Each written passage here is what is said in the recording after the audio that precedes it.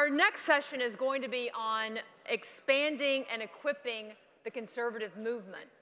And I mentioned earlier, a number of you had questions that were coming through the previous panel related to the media, the like, and I think we'll be able to get into some of that here. I'm delighted to be joined by three of my, I said favorite colleagues on the last panel, but all my colleagues are my favorite colleagues. So first, let me introduce here Rob Bluey. Rob is the Vice President of Communications, and he is the editor of the Daily Signal, which hopefully all of you are very familiar with. Rob joined Heritage in 2007 after several years of being a reporter in Washington. He was named a Rising Star by Campaigns and Elections magazine and a Top 50 Politicos by Politico magazine. So we've got a celebrity on the stage here. Up next, Bridget Wagner. Bridget is a Vice President of Policy Promotion at Heritage. Bridget has had multiple positions at the Heritage Foundation, including Director of Coalition Relations, and also overseeing the annual Resource Bank, which we do every year, which brings together think tanks and conservative organizations from not only around the country, but around the world to strategize about policies and also how to grow the movement.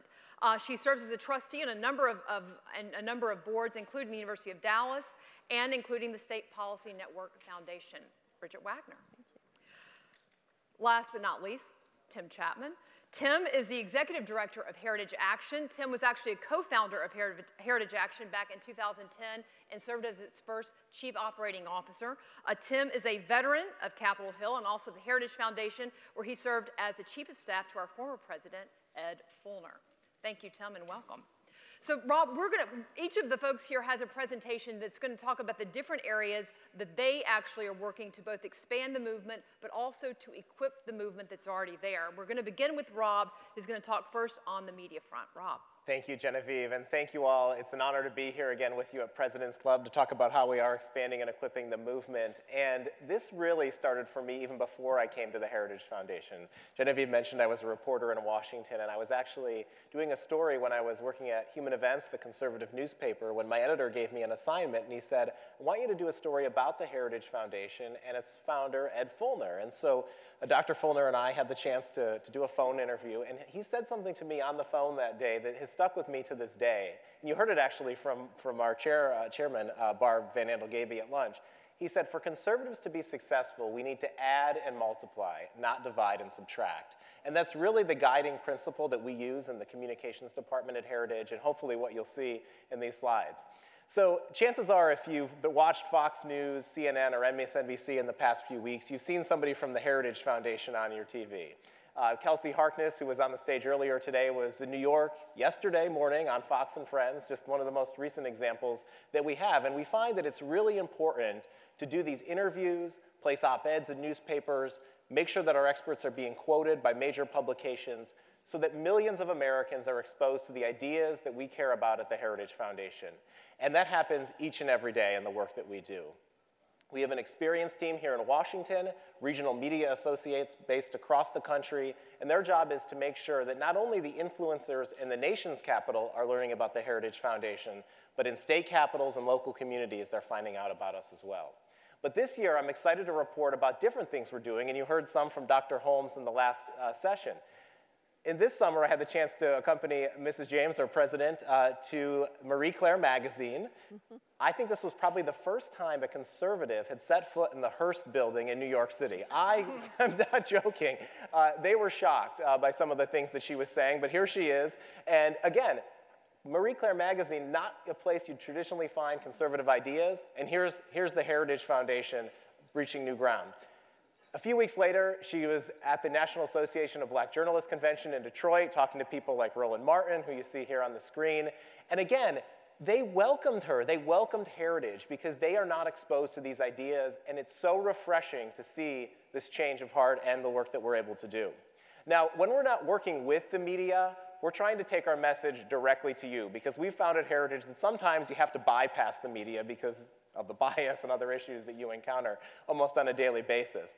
And one of the ways we did that 4 years ago was through the creation of the Daily Signal. Now, we could not have done that without your support. I've seen many of you already. Thank you for reading the Daily Signal. We certainly appreciate it. we created the Daily Signal to be a multimedia news outlet. And by multimedia, I really mean the work that we're doing in video, and I'll get to podcasts in a few moments. But you can see on the screen the success that we've had with video, Genevieve starring in several of them herself. 3 years ago, we had one person at the Heritage Foundation who was doing video. Today, we have an entire team dedicated to it, and we're having great success doing it. This one video here on the screen features a pediatrician, Dr. Michelle Cretella. She spoke at a Heritage Foundation event earlier this year and came up to our TV studio to tape a short commentary about the dangers of giving puberty blockers to young people. Now this video, as you can see here, has 71 million views. It's just remarkable, the virality that we saw from this, because who else is talking to the American people about this message? No one. It's really true that the message that the Heritage Foundation is putting out there through products like this is having an impact. Now, when it comes to specialty audiences, particularly members of Congress, which Tim will get into shortly, we want to make sure that Heritage is getting our message to Capitol Hill. We work with Bridget's team closely on this, Heritage Action on this. No other organization in Washington has the kind of impact that Heritage does. As you see from the stat on the screen, 94% of Republican members of Congress are following the Heritage Foundation. And if they're not following Heritage, chances are they're following one of the 130 experts from the Heritage Foundation, experts and staff who are tweeting each and every day. And if you're on Twitter, I encourage you to follow them as well, because they're getting that message out there to more Americans through their policy research. Now, I couldn't talk about Twitter without featuring a tweet from our president, Donald J. Trump, who, of course, is making news on Twitter each and every day. And here's an example of him talking about the Heritage Foundation. This tweet actually came moments after Tommy Binion was on Fox and Friends. So it just goes to show the impact of having somebody on the air, somebody influential as the President of the United States watching, and then taking to Twitter and making sure that that message is reaching millions of Americans. So I want to touch on two platforms that we're expanding in, and the first one is Instagram. As you can see from the stats on the screen, Instagram is very popular with young people. I heard in the previous session talking about the importance of reaching young people. Well, we're taking our message on Instagram to young people who might not be exposed to conservative ideas. And what are we doing? Well, Instagram is a photo sharing website, and we're taking powerful quotes like this one from Ronald Reagan and making sure that young people are exposed to these ideas that they may not have heard in their schools, colleges, and other places. We're also using data from the Heritage Foundation, like this report that we did on regulations of the Bush, Obama, and Trump administration. And here you can see how well Trump is performing compared to his two predecessors. It's getting messages like this out and making sure that they spread through social media that we're having greater success. And then there's Snapchat. This summer we had the opportunity to work with some high school students, and they told us that this is where they're getting their news, believe it or not. Snapchat. If you haven't checked it out, it's a little scary because there's not a whole lot of conservative presence on that platform, but it is where, as you see there, 75% of its user base is aged 18 to 29, and a lot of them are even younger than that. So what are we doing? This summer we taped a pilot with 2 high school students and a college student to make sure that conservatives, young conservatives, were talking to other young conservatives about the issues that they care about. Snapchat was so excited about this that they're now setting up both the Heritage Foundation and Daily Signal with presence on the platform. Problematic Women, a show that Kelsey Harkness hosts, is going to be featured as well. So we're looking again for different ways that we can engage young people, and Snapchat being one of the most popular. Now, I know many of you subscribe to the Daily Signal's Morning Bell. Hopefully you get it in your inbox every day. I don't want to ignore the fact that this continues to be one of the most popular ways for us to get our message out. Over 10 million of you clicked on links in those emails over the past year and came to our website to get information. And it's not just you. It's like the gentleman up here in the front row who told me that he forwards it to all of his friends and colleagues. So we encourage you to do that because that's, again, one way that you can help on a daily basis. Podcasts. In the past year, we've launched 6 different podcasts at the Heritage Foundation, and we've already accumulated well over 1 million people listening to them. The podcasts focus on a range of issues. You can see the different shows that we have here. SCOTUS 101 is actually produced by scholars in our Mies Center, talking about the Supreme Court and the various cases they're doing. The Daily Signal has a daily show. So whether you're commuting to work, exercising, or the various ways that you might use your smartphone to consume information, I hope that you'll check out some of the Heritage Foundation and Daily Signal podcasts and get your news that way too. Now, I want to conclude by talking about text messages. You heard Mrs. James at lunch encourage you all to text PCM18, I've got the slide on here at the end, to 474747. Within minutes of her announcing that, I can tell you that 161 of you already signed up for text messages from the Heritage Foundation. Thank you for doing that. It is critical that we use this platform. You're seeing politicians on the campaign trail use it. I mean, it's just really remarkable the ways the text messaging is transforming things. And you also see how many young people are sending and getting every day. It's remarkable. Here's Mrs. James at the Turning Point USA conference this summer when she announced to a group of high school students the opportunity to text Heritage to this number. And again, within minutes, we had 400 young people. We're working with Bridget's team now to communicate to them regularly. It's not just one-way communication either. They're asking us questions so we can get back to them with information. So I'm going to wrap there, turn it over to Bridget. But again, if you didn't take advantage of the opportunity at lunch, I'd encourage you to text PCM18 right now to that number, and we'll keep in touch with you that way. Thank you. Bridget, before you start, I messed up at the top of the program. I didn't do, I'm sure they're all over there saying, yeah, you didn't do what you're supposed to do. I was supposed to remind you at the top that if you're using the app, you can also be following along with our presentation, including the slides, on your smartphone. That way you'll have them as well, and you can also take notes along. But it's also where you can enter the questions that we'll be able to go into when we get to the Q&A part of the session. So just a reminder, if you want to go to the events page, if you've already signed up for that, click on the session. You'll be able to get all of this on your tablet or smartphone as well. And with that, Bridget Wagner. Right. Okay, I've got some slides for you as well. So this summer, I love this quote.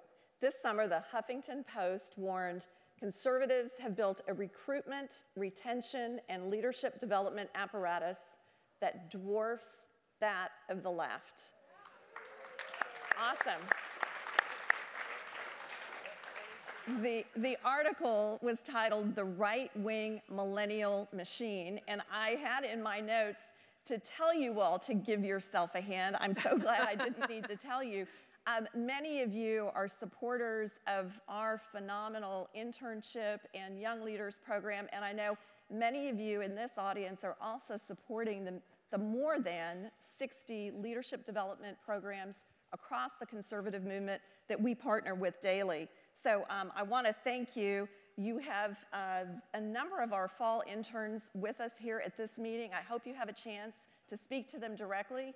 For now, I just want to say you are making a difference. You are having an impact, and the left is taking note. So congratulations. So now let's look inside the Heritage Leadership Development Operation, the machine, as Huffington Post has called it. Reading right to left, and we're going to piece this all together for you. Around the circle, you'll see, as we move along, a number of programs that we've designed that help us identify, train, and motivate the next generation of conservative leaders who will secure our future. These programs are really designed to develop a network of think tank experts, government officials, journalists, academics, all who share our commitment to building an America that is safe, prosperous, and free. The first stop for many of these conservative leaders, you'll see in that bottom tile, is the Heritage Young Leaders program and our semester-long internship.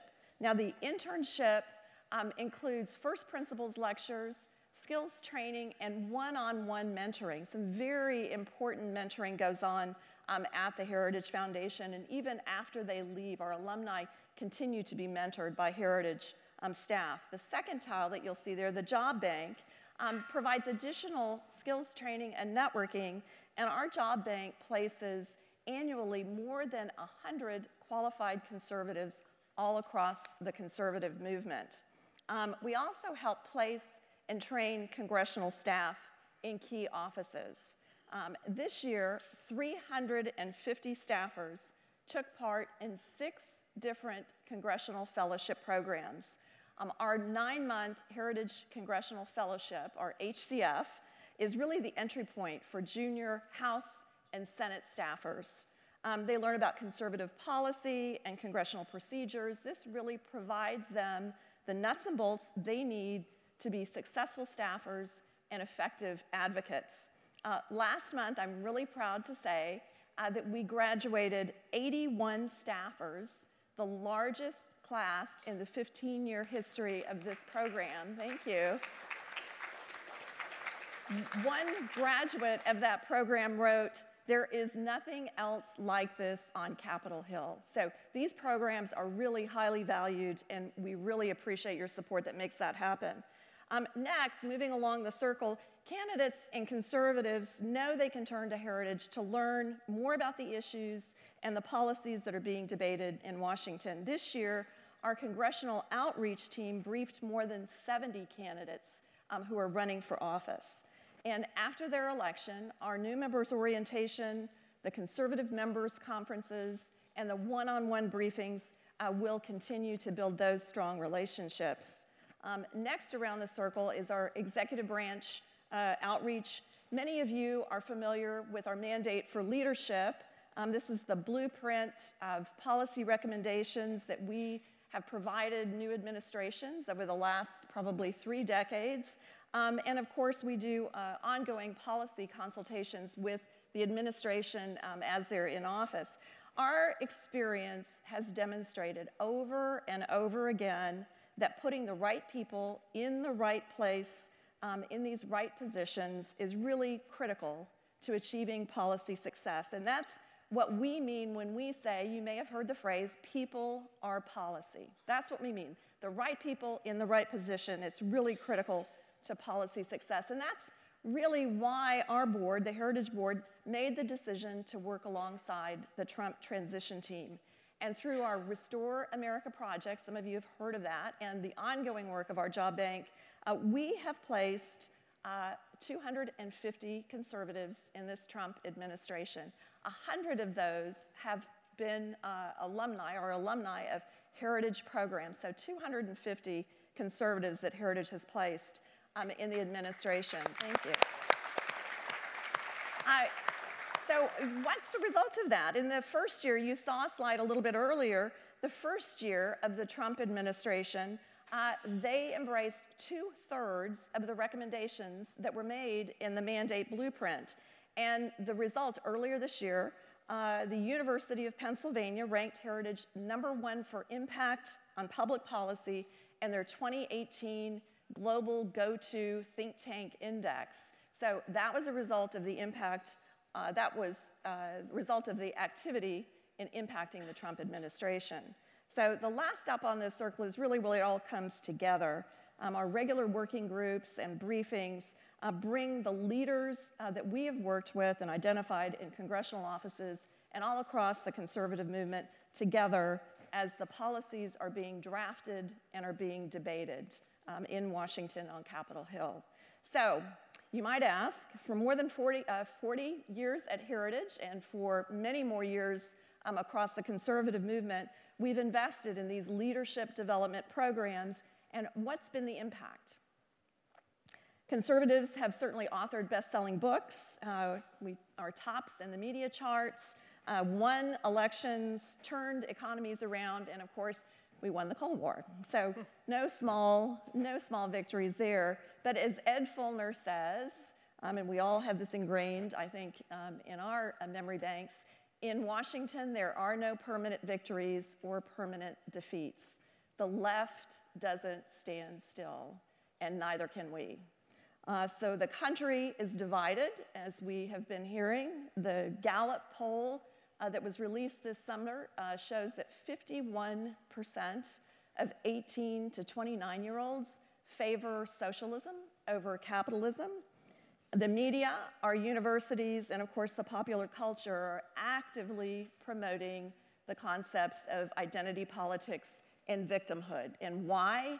Really, frankly, because that's the only environment in which these leftist policies make sense. So to turn this around, we believe it's really more important than ever to expand our outreach to new audiences and identify new voices. We love our Hillsdale interns, don't get me wrong, but we also need to be reaching out to students and identifying leaders at Berkeley and at Howard University. And we need more conservatives in the media and academia. We know our policies that respect individuals and treat them with dignity are best for all Americans. We need to take our message into new audiences and identify young leaders in these communities who will join us. So we're expanding our outreach, developing new partners, and identifying new voices. I look forward to the discussion period where I'll get into a little bit more detail about some of the ways that we're doing this, but for now, thank you so much for allowing us to build this millennial machine, this leadership development pipeline. We appreciate what you do to make this possible.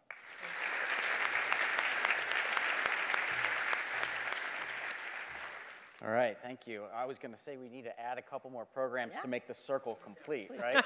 It's like, we need 2 more tiles. We can do it. Okay, thank you all. I'm just going to spend a few minutes briefly this evening talking about what we're focused on at Heritage Action when we're trying to reach new audiences. So I think what we've focused on, especially over the last year, is almost in a kind of laser-like way, trying to expand our influence on Capitol Hill. And so if you think about Heritage Action started in 2010.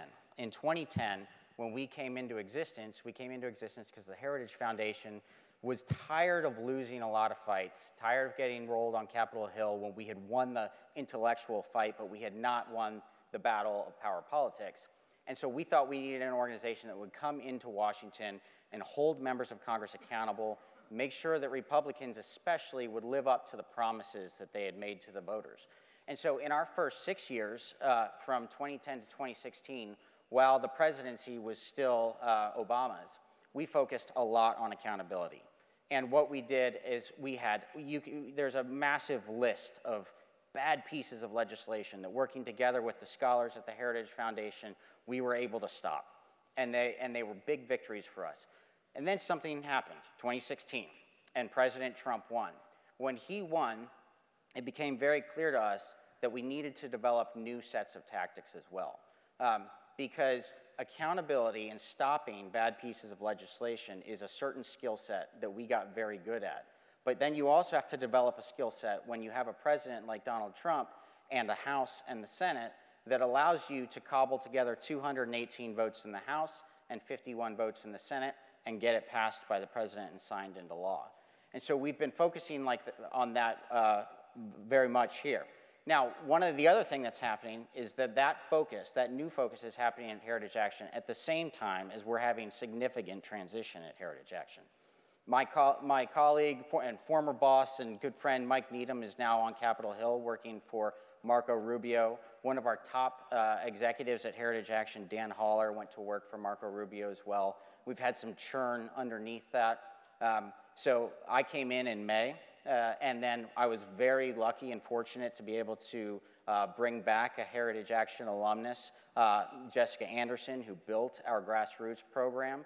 And Jessica came back to be the #2 at Heritage Action, to be our vice president of operations, and is doing a fantastic job. But her year and a half in the OMB with Mick Mulvaney really is helping us get our Sentinel program to a place where they understand influence and they understand how the inner machinations work in the White House and in Washington.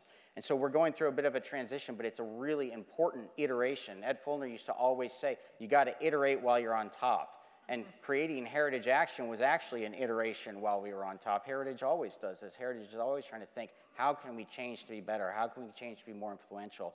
And so we're going through that kind of iteration right now at Heritage Action. So when we started Heritage Action and we started to build a Sentinel program, and as most of you know, the Sentinel program is our Grass Tops activist program. To become a Sentinel in our program, you have to dedicate significant time to our program. You have to be passionate about the cause. You have to be smart enough to talk to your fellow citizens in your community, and you have to be willing just to put the time in. So it's not a grassroots program. This is a Grass Tops program. When we started, we had regional coordinators around the country, and you can see the coverage that we had on the map. That was a good coverage for us. It was strategically important when we started. What we were trying to do was make sure early on that we were able to cover the kind of mushy middle of the Republican conference and also have kind of our conservatives covered as well. And we were just being strategic because we couldn't cover everything. Well, what we've done now over the last year is we've been able to achieve complete coast-to-coast coverage in grassroots. And we think that this is particularly important because what we're trying to do now is we're not trying to, like I said earlier, we're not trying to stop a bad piece of legislation. We're trying to build coalitions to get to 218 votes. And so you've got to be able to reach all sorts of non-traditional areas that have not necessarily been our strength. We've been able to do this by, one, asking our regional coordinators to do more. And some of them are here, and they're fantastic, but it means they spend more time on the road. A day in the life of a regional coordinator is not restful. They're constantly pounding the pavement, and they rack up the miles, and they're able to do that because they're passionate about what we're doing. And so that's been a good thing for us. So expanding their coverage and then also bringing on more people out in the field has been what we've been able to do. So I just want to walk through a couple bullet points for you, and then we'll go to Q&A. So we've started to think differently, more strategically about how we engage on policy so that we can build broader coalitions. So we're targeting moderate Republicans, and we're targeting moderate Republicans on the benefits of the Tax Cuts and Jobs Act. Tomorrow, after lunch, I would encourage all of you to come to the Heritage Action Panel, where I'm going to dive in deep. Jessica and I will dive in deep to how we're doing this in political races across the country by supporting candidates who helped that law become law. And then also by getting involved in moderate districts where our sentinels can make a difference and woo. We think the Tax Cuts and Jobs Act really helps woo independent voters because we're able to show in district by district across this country what's actually happening in those districts based on the new law. So we'll be able to show those in a very granular way, and that's how we're intending to recruit independents and soccer moms and whoever it is that we need to get across the line for us this fall. So we're also beginning to think here about how we frame certain conservative priorities in a larger context. You have to be strategic on this kind of stuff. So the example we have here is protecting faith-based adoption agencies from closure. We didn't frame that so much as just a socially conservative issue, which it is, and many social conservative groups in Washington backed that, but we talked about it in the larger context of the opioid epidemic. Doing that kind of thing allows you to reach a new audience. It allows you to kind of have an open door with non-traditional audiences that if you just went at them with a socially conservative message, it'd probably be a hard stop right there. But if you talk about it in terms of the larger opioid epidemic, which is racking communities across this country, then you have an opening, and then you can begin to find common ground. So we've seen some significant successes on this over the last few 12 months. So let's talk about the Tax Cuts and Jobs Act. On this one, this was a lot of fun because we were able to work very closely with Chairman Kevin Brady, who, I hate to say it, but is not great on our scorecard there at a 56%. But we were able to work closely with him on it because we were trying to build coalitions. We were trying to get to that 218 number. And so we were able to kind of work his committee members. A lot of his committee members were a lot closer to us than they were to actually to the chairman. And so we were able to kind of get some folks over. The House Freedom Caucus guys on the Tax Cuts and Jobs Act were very nervous coming into some of it, and we were able to work with them to get them to feel better about where the law was going. And early on, it was an open question on the Tax Cuts and Jobs Act, whether we would even be able to pass a budget. And a budget, as many of you know, was the necessary precursor to passing the actual law, because if without the budget, you don't have the special rules in the Senate that allow a 51-vote threshold. Another one, the Child Welfare Provider Inclusion Act. So this one was a lot of fun because this was Rob Adderholt, another 56% on our scorecard, a member of the Appropriations Committee, who in the first 6 years of Heritage Action would not have been somebody that we worked frequently with. But on this one, we both had a common passion for the issue. The Child Welfare Provider Inclusion Act is something that would make it so that, like, Catholic adoption agencies and many faith-based agencies that right now are being shut off from all federal fundings because they have a traditional definition of marriage could then access federal funding. And so what the law as it currently stood is allowing federal funds to go only to people who were towing the Obama line on that particular issue. And so we were able to include a provision on the labor HHS appropriations bill that allowed us to reach some new audiences and got people excited about what we were doing. And it's interesting also because the labor HHS appropriations bill is usually the worst piece of garbage that you can put across the House floor. And we were actually able to secure a very significant conservative victory on that. Now there's still a big fight between the House and the Senate on that, but this is how you ultimately win legislative battles, is to put a marker down, work with your allies in the House, and then start to work the Senate over. And you work the Senate over in elections, and you work them over at the grassroots level, and then you win the case, and then ultimately you can put it into law. Another one was working with Bill Schuster on FAA reauthorization. He's got a bad score too there. That gets a little wonky, but it's just an example of working with a non-traditional person. And on healthcare reform, this is going to be really, really important. We failed on healthcare reform early in 2017 because there was not enough legwork done at the beginning.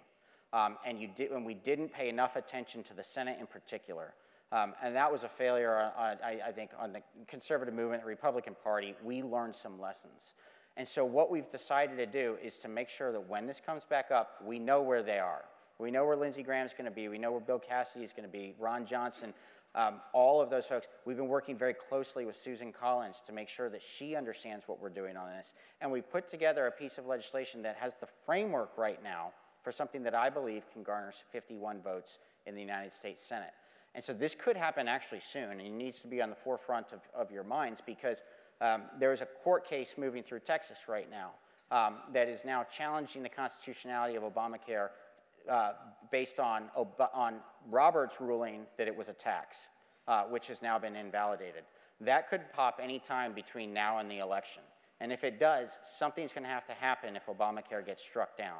If Obamacare gets struck down, we have to prevent the Republican Party from going to a knee-jerk reaction, which would be to prop it up until we figure out what to do and say, no, we've got it. We've figured out what to do. We've been working with these folks. Heritage has been working with these folks for months and months and months now, ever since that last bill went down. And if that happens, it's because this working group will have been successful. Just very briefly, expanding new reach outside the states. Nice little anecdote. After Murkowski voted against the cloture motion, we were able to get up into Alaska and get 800 pro-Kavanaugh signatures in less than 3 hours and go drop them off in her office. So that was just a very quick response. So again, and then framing these faith-based adoption agencies issues as part of the larger opioid epidemic gave us an opening to actually get one of our sentinels published in the Cleveland Plain Dealer. This is a deep blue city, which is home to the Cleveland Browns, my favorite football team, who now have a great quarterback. So, but anyway, that's neither here nor there. But getting that letter to the editor published there is great because that is a place that we normally would not be. And then finally, deepening relationships with more moderate members.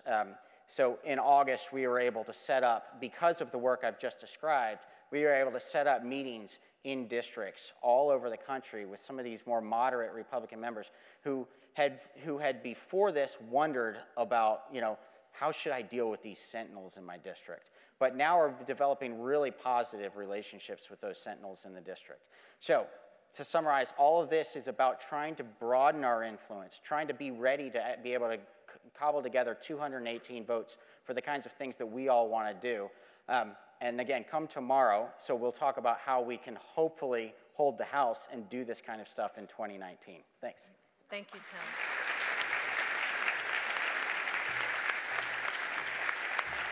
So we're going to get into your questions. I already see a few have come in here on the iPads. So keep sending those, and we're also going to do microphones as well. But we also want to give an opportunity for you to give feedback on different aspects of your media usage, for example. And Rob has a couple of questions, polling questions, that he's going to ask you. We're going to start with one, and you can go in your phone app to actually vote on it. He's putting it up right here. So Rob, do you want to explain why you're asking about this? Yeah, so we just, again, want to do an informal survey in the room here. We'll have two questions for you. This is the first, what's your top source for getting news? And then you see the different choices there. And then we'll follow this up once you have a chance to vote with the second question about which social media networks you use. Yeah. So. And as you vote, as these tallies come in, we'll be able to show you the percentages up on the screens with the final totes for the people here in the room. But it's really helpful for us to know the answers to this kind of information. Bridget, as people are voting on some of these, let me ask you, you talked about getting into new audiences, and there's obviously a lot of different groups that we've worked with over the years, but how do we break into some of these new arenas that you were talking about? Sure, thanks. Well, we are the policy promotion team at Heritage, which includes our Young Leaders program, is developing recruiting strategies to reach into these new audiences to expand the pool of interns, and we're working with our Trulux Center for Leadership Development to really expand some of the training that we're doing, the professional development that we're doing with young professionals. We've been partnering all through this year with Turning Point USA. I know a number of you in the audience have spoken to me already about Turning Point USA, and Mrs. James is actually going to be keynoting their upcoming Young Black Leadership Summit, which is taking place later this month. I know the president is also, I think, going to be speaking there.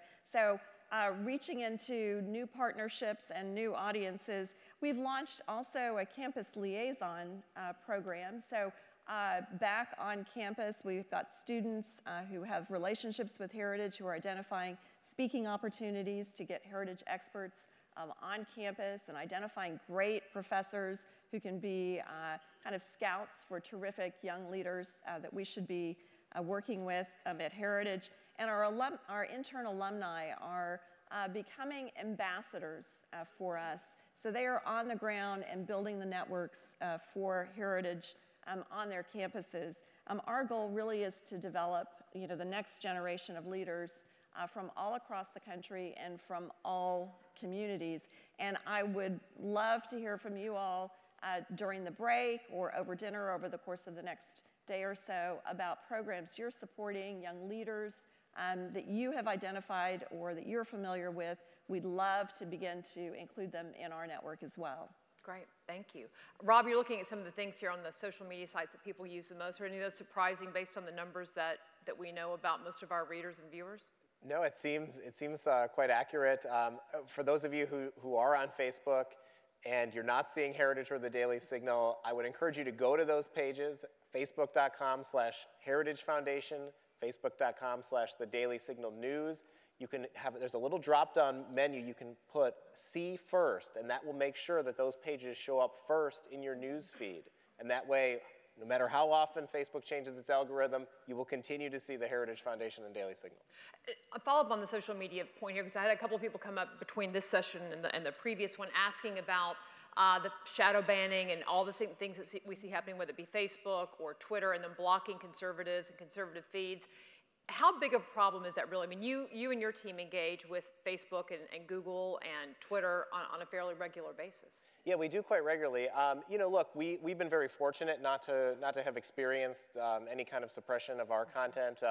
In fact, that video that I showed you disappeared momentarily for a few days from the Facebook watch page, but working with Facebook's team here in Washington, we quickly got it restored. So we've tried to keep the lines of communication open. I know Klon Kitchen, who you'll hear from tomorrow, is our tech policy expert here at the Heritage Foundation and somebody who also maintains those relationships. So we at Heritage do not believe the government should be regulating the tech companies.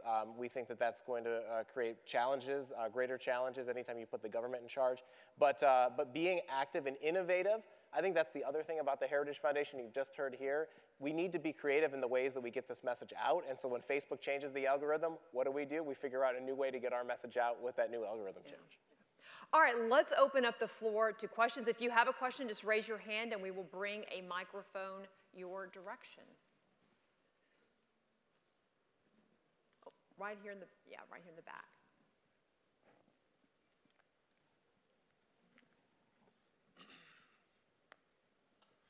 A question for Bridget.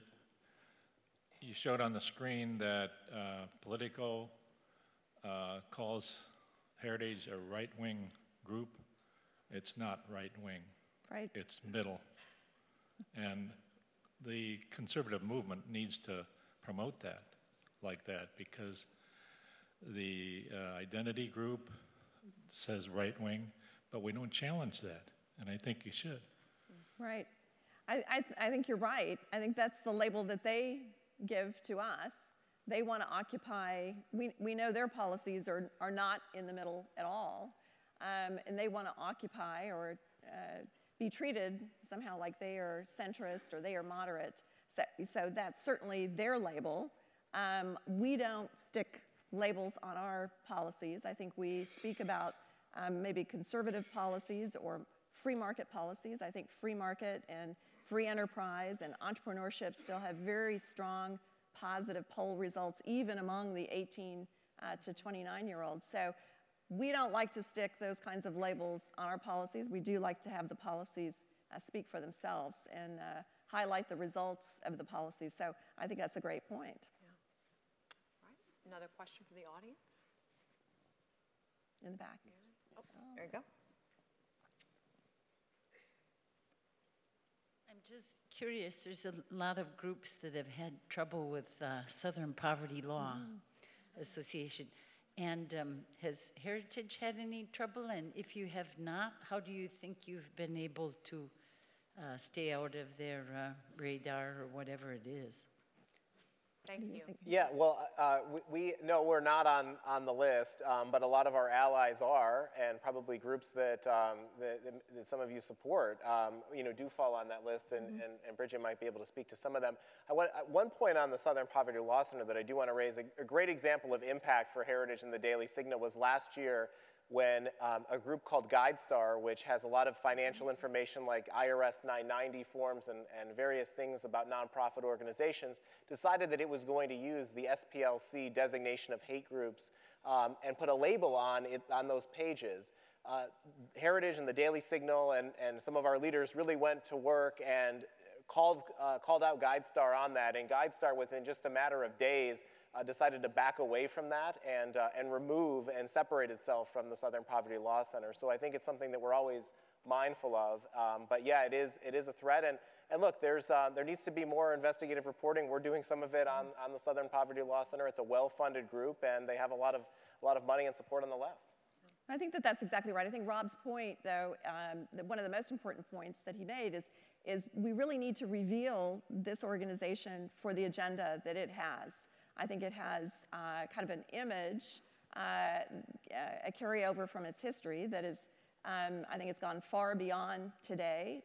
It's fairly radically leftist. I think we could stick a label on this one and feel pretty comfortable with this organization. But I think a lot of Americans don't understand the agenda of the Southern Poverty Law Center, and they don't understand the agenda of some of the groups that they have labeled as hate groups. So I think it's really the work that the Daily Signal is doing to kind of pull back the covers on this is really important. It's really important also, I think, that we stay on top of what other ways Southern Poverty Law Center and other organizations like that have really helped to shape the culture and the dialogue and who is allowed to even debate. I think part of their labeling these groups as hate groups is to remove them from the public square. So when an organization like Family Research Council or any of these others is labeled as a hate group, their materials are not allowed in some schools. Some schools are following these listings. They're not allowed. I think Southern Poverty Law Center at one point was used as a guideline in some military kind of training. So we need to stay on top of that. I learned just 2 weeks ago in Chicago when I was there for Policy Circles, another wonderful organization working with women. One of the women came up. We learn about a lot of these things from donors and supporters across the country.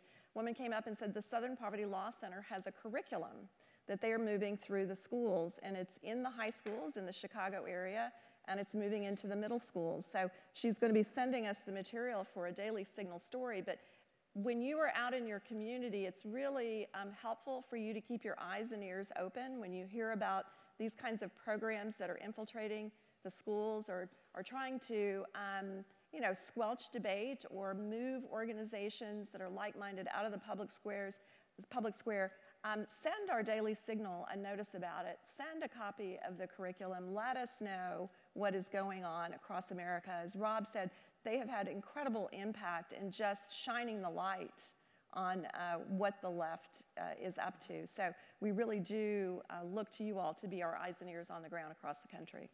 I would just add one thing on that. One of the things that we encourage our activists to do is we have to persuade the other side, right?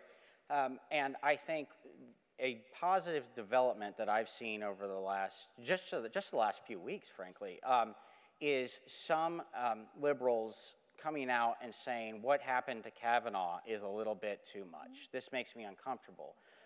And so you have folks like Alan Dershowitz, who I think has been exceptional in his integrity and in his balanced view of this process and of his balanced view of many of the things that's happening to the Trump administration, come out and pen a great piece in the Wall Street Journal about what was happening to Kavanaugh. And you know, that happened at the same time that the NAACP decided to jump on board with the allegations and give no due process to Judge Kavanaugh. Now, the NAACP is an organization that exists to give due process. And so I think there is an opportunity here during these really heightened political moments to show some of our more liberal friends in our communities that there are people, there are kind of honest intellectual liberals out there who do see the danger of what's happening. And so I think it's important just for, we encourage our activists to do it, but all of us need to be doing that just at the communal level. I know, I think not this coming weekend, but the weekend after, there's going to be the Walk Away movement or march is coming actually to DC. Are you all familiar with the Walk Away movement? I'm sure many of you heard about it. Those who basically doing exactly what Tim just talked about, who've seen the other side, like this is just taking it a step too far, I'm going to walk away. We'll see what kind of movement that comes if they're going to have a demonstration in DC. And we'll certainly be there to cover it. We will cover it, absolutely. That's great. Right here at the front. Greetings, Francis Johnson. We've all heard time and again, fake news, fake news. How do you take fake news? Does it influence what you do or how you program your time or deploy your people or whatever you do to sidecar fake news? Look, it's a challenge. I mean, you saw it most recently this weekend, right, where President Trump was at a rally and talking about Ulysses S. Grant and Robert E. Lee, and NBC News just, I mean, lied in its coverage, or the reporter just happened to mistake the two people, and the president called them out on it, and they issued a correction. I think that's the best way to counter it. I mean, frankly, you have to hold them accountable. I mean, we do that. If a reporter gets something wrong about the Heritage Foundation, I'm sure this is true for Tim and Heritage Action, you go directly to that source and you ask them for a correction, and you ask them to make that correction as loud and clear as possible. And frankly, you know, as somebody who's worked in journalism, the last thing you want to do as a reporter is, you know, admit you're screwed up, and reporters hate doing it, but that's what we need to do. We need to make sure that we're holding them accountable. Genevieve has done some excellent commentaries for the Daily Signal whenever the news media does something really absurd and outrageous, and so basically every day. We keep her busy. Yeah, very busy. Yeah. Another question from the audience. I haven't looked over to this side. Was anybody over here with a hand up? No. Do you want to do the other? Do you want to ask them the let's other ask question? Yeah, okay. go for it. Well, you all can see the question, but we want to see the numbers yes, popping out. So the first one was the social media question. This one is the one about your top source for getting news. And then we'll show you the answers again. So while people are voting on that question, this is for all of you on the panel. We talked earlier during the identity politics panel, and we've discussed it a little bit here, just how divided in many ways the country seems to be. As we talk about expanding the movement, how do you go about doing that in this environment? When it's so volatile and people, at least who are politically active, seem to be kind of dug in. I already know which side I'm on. How do we go about expanding the movement, whether it's in the media, whether it's building relationships with other organizations or colleges, or frankly, Tim, finding activists on the ground? How do we do that? There's a couple things I would say.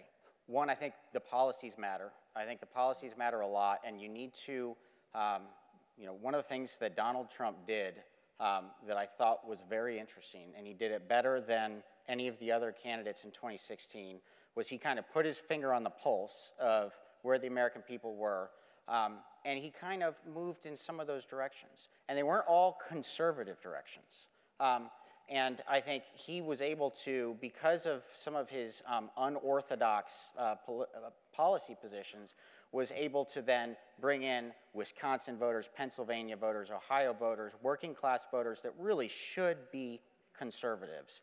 Now the challenge for us at the Heritage Foundation is to help him craft that policy in such a way that it's done best. And so we're worried about some of the trade things that we see going on and its impact on the economy, and can we help to get that better? So that's one thing as policy matters, but I think even bigger, more broadly speaking, the conservative movement needs to do what Trump said in his inaugural address. What he said is, we're here to drain the swamp and we're here to give power back to the American people. And when he said that, that was the right thing. That's what people want. People want a de-escalation of national politics. Right now, national politics is so tense because everything is zero-sum. 50% of the country loses every 4 years, and 50% of the country wins. And then 50% of the country spends 4 years being dejected, and then the pendulum swings back. That's because everything's decided in Washington. Everything's decided at the Supreme Court, or in the federal Congress, or through bureaucratic machinations in Washington. And if we can recover the language of federalism that allows us to say that the decisions should be made at the most local place as possible, I think we can woo over the middle of this country, who are just sick to death of this kind of zero-sum game every 2 years and every 4 years. Good, thank you.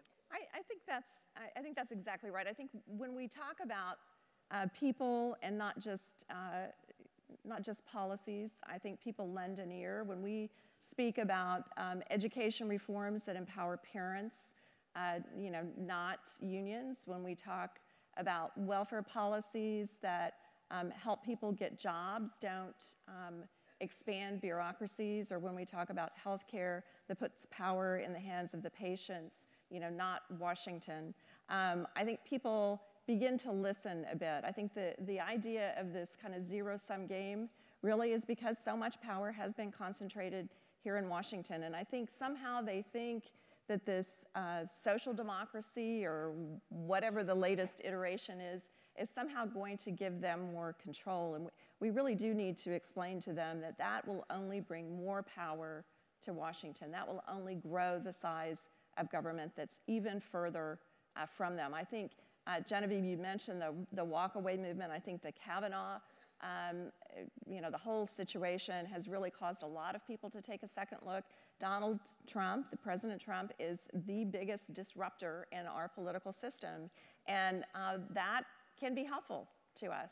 I think a lot of people, he's not afraid to go in and challenge kind of the status quo or the orthodoxies, and it can be unsettling at some times, but at times it really does help people take a second look because the left, I think, overplays their hand. So we're in a bit of a window where I think we have people listening a little more closely. Even people who are self-described or have been self-described never-Trumpers are now kind of coming around. So I think the left tends to overplay its hand, but I think if we speak about impact on people's lives and pushing power back down to the people, I think we're going to get a really good response from Americans. Yeah, and I'd say I can't emphasize the importance of just showing up. Obviously, Mrs. James showing up at the National Association of Black Journalists Conference was the first step. Bridget and our coalitions team traveled the country this summer and showed up at county fairs in key states, at a NASCAR race in Pennsylvania. We send a Daily Signal reporter as often as we can to your communities to tell the stories and things that are happening at the local level, because there's so many positive things happening outside of Washington. We want to make sure that we're sharing those examples with the American people. So I emphasize what she said. Every single Daily Signal reporter has their email address on their stories. You can email them. You can come see me afterward. Please keep in touch with us because we want to hear about that good news. And we have a question up here at the front. Just to echo on that point, too. I mean, so much of what the Daily Signal does, it's not just a rundown of a play-by-play, who voted for what. Sometimes we do say how people voted. But it's much more trying to say, here's what tax reform could look like in your life or somebody's life that you care about. So it's not even just numbers. It's what did those numbers do in that community? How many jobs were created? How did somebody actually use the extra $587 that they were actually getting back? So healthcare, I mean, all those different areas, it's not just a play-by-play of the politics. It's really not that at all. It's really trying to put a face on it so that people, regardless of what your political background is, you can say, okay, this is how I would be affected if this law were to become law, or if this were to become law, or if a law was actually repealed. All right, yes, sir. Yes, Dick Spear. Dick Spear.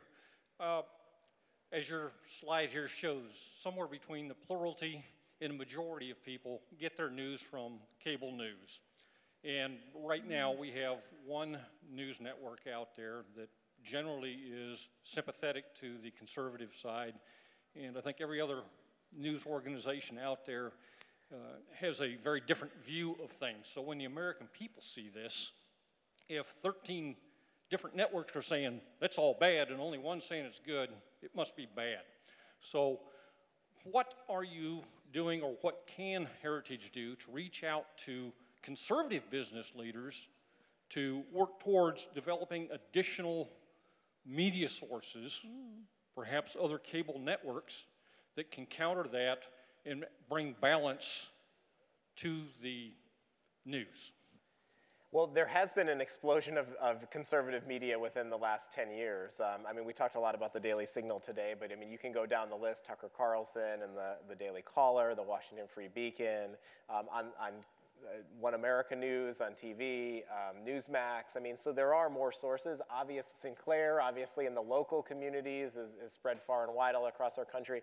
But yes, we need more of it because we're up against a big challenge there when it comes to the corporate media. I mean, we talk about academia being controlled by the left, and you're absolutely right. There was a poll from Gallup just last week that asked about trust in media. And listen to this contrast. 21% of Republicans have trust in the media. 21% of Republicans have trust in the media. 76% of Democrats trust the media. I mean, does that not tell you the answer right there about what we're up against? So, I mean, I think that it's so true. I mean, I would just encourage you to the extent you can, to continue to spread exactly the message. We need more sources of information, and hopefully, we can continue to put our people on those networks. That's why we still have relationships with MSNBC and CNN, because even though they're predominantly left, if we can get, a John Malcolm or a Niall Gardner or somebody like that on those channels, that we want to be able to do that. Well, and just last week, I mean, we can share the media team actually had a meeting with CNN here in Washington with their producers to say, you need to have more of our folks on. And actually, they were very open to it. But I mean, you have to go in and have those dialogues. And one last thing I will just say, I think it's really important that we do know what other people are saying. And it's very hard to watch people that you think they're totally telling a distorted view of this story.